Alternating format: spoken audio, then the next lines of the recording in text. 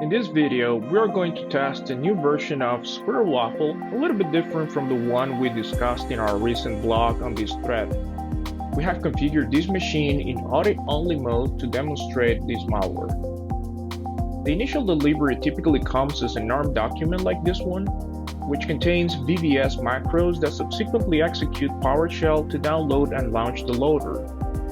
As soon as we allow the macro to run, it retrieves the malicious files and a process injection into explorer.exe occurs.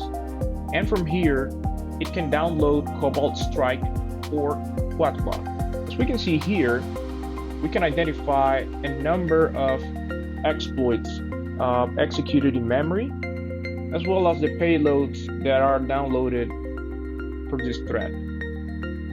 Let's take a look at how BlackBerry Protect and Optics are able to provide forensic data to aid on investigations.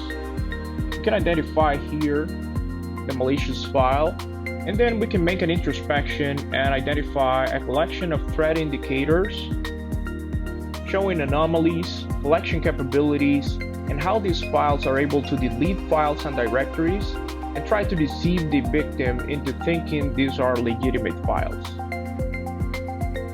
On BlackBerry Optics, we can see how DDE is used to execute the payload via the macros contained within the ARM document, and we can conduct deeper investigation on this issue if we need to.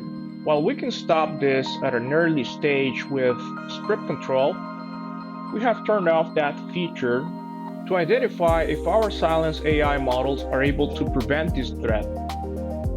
We enable the macro here. We can see the actual execution and how we can block the execution of these files immediately.